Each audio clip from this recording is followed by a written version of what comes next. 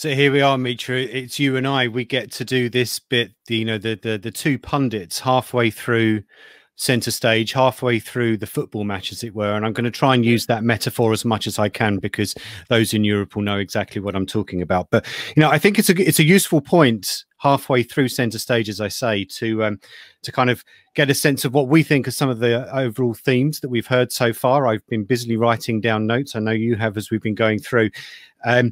Interestingly, I think if we were sat here a year ago, or maybe even 2 years ago, the subject of sustainability probably wouldn't have come up at all.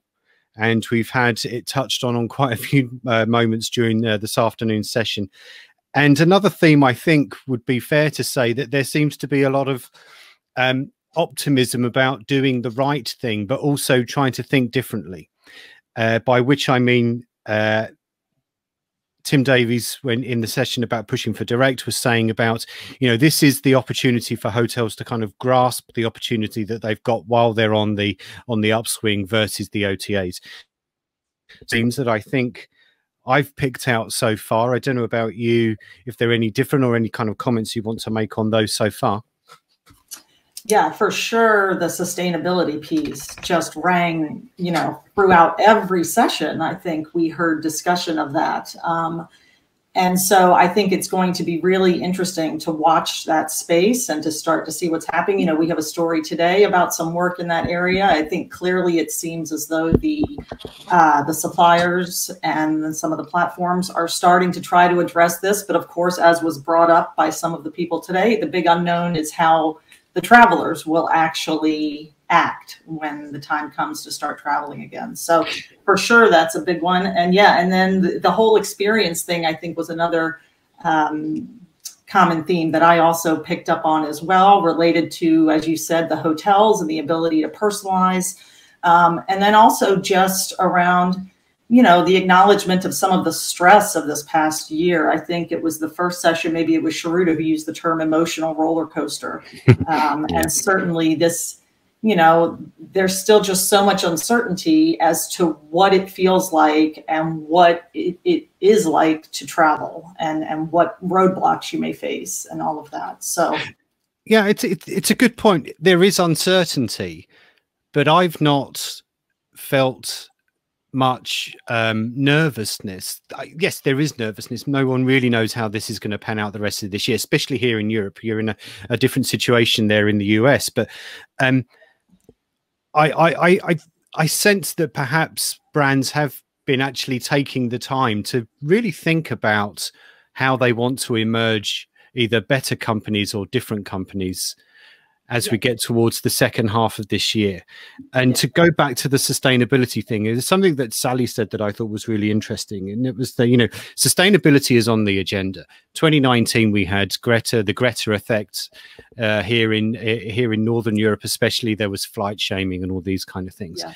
And she was saying, perhaps there is this kind of coalition, to use a phrase that, Travelist is a coalition, but there is this kind of coalition of thoughts possibly in the industry, that there is this opportunity to be made around putting sustainability much higher up on the agenda. But now it does actually need consumers to play their role. And that's where the key part of this is. It's all to do with educating and, reminding people that they also have a responsibility. And if they think about things in a responsible way, the industry will come along for the ride with them. Well, and didn't someone use the term the chicken or egg kind of question? So to me, at least, it feels like right now the industry is responding to what has been shared from consumers through surveys and research and this sentiment around sustainability. But as I think it was Sally that brought up, one of these issues is around making it easier for consumers to do the right thing. We just recently covered Booking.com's sustainable travel report that raised the issue that one of the big roadblocks is travelers feeling frustrated at their inability to even identify what, let's say, a hotel or an airline or, any type of supplier, what actions they're taking related to sustainability, and then allowing that to influence their decisions. So certainly the piece around content and education and all of that is critical. I also thought it was interesting when she was asked at the end, when Mark asked her about what success will look like to her.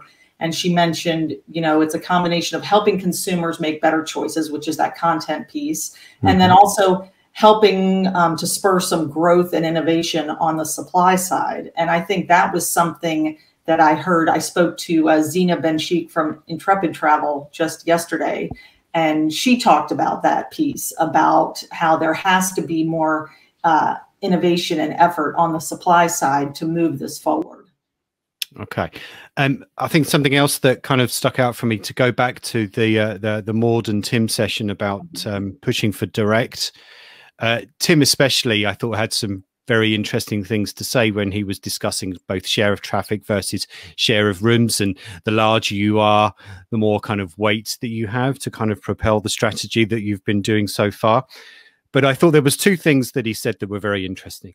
He said it's all about the penetration of and the execution of excellence, which might be a little bit management consultant speak, but it's actually really, he makes a really good point there, because if a hotel can continue demonstrating what they are doing from an experience perspective, that may actually be able to capitalize on all the gains that they've had in their direct strategy.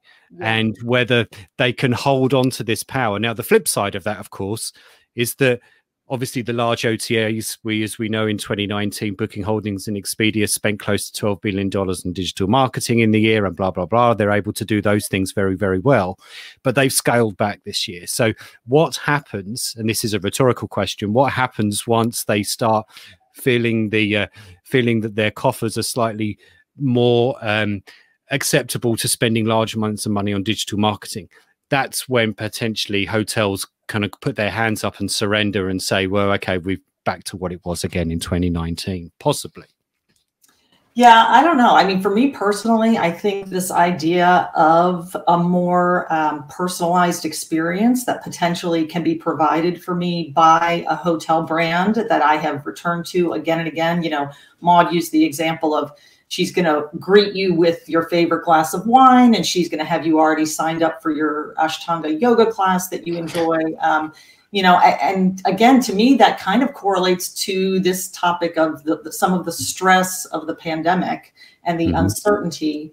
And so anything that can be done to create that level of comfort, that level of feeling cared for, I think can potentially go a long way. You know, one of the other things from that session that I made a note of that I thought was interesting was the somewhat brief discussion about the potential for Google and Amazon coming ahead, you know, which is the age-old question, right, that we've been discussing now for a long time. For a long time, indeed. Yeah, you know, and, you know, I know you and I have discussed somewhat quietly just a few weeks ago, Amazon started offering car rentals in the UAE. Really kind of an interesting concept there. They will bring the car to your home. If you rent a car, they will bring it to you. They will pick it up. You know, that's interesting. And yeah. You know, you wonder, are they testing that there? And then what are the implications for growth of that? So, yeah, I'm sure there's a joke there about if Amazon comes along to deliver your car to your house and you're not there, they just leave it on the doorstep or something like that. But we don't have much time left. I thought just a couple of things that I think are worth highlighting. Our friend from Trainline for Business, she said sustainability trends. When she was talking about sustainability, she said, what was a commute actually becomes business travel. I thought that was really interesting. And perhaps on a slightly lighter note, when who knows how many pairs of sneakers, or trainers as we call them here, that Leonard de Jong has got from Citizen M. So unfortunately, we're actually out of time here. So before... That's so fast. Yeah, it went so fast, of course. Yeah. So before the big game, to go back to the reference of the football, it's for those of you that have had their eyes closed for the last 48 hours or so, it's England versus Germany in about 22 minutes time. However, that gives you lots of time to go to the networking, which we've set aside for another 20-25 minutes or so. So for anyone that is interested with meeting some of your like-minded attendees, some of the speakers will be milling around. Please go over to the networking, which comes on stream very shortly. Mitra, see you tomorrow. Thanks ever so much, everybody, for listening. And thanks ever so much to everybody that was doing their sessions earlier. That's it from us. Thanks a lot. Thanks. Bye-bye.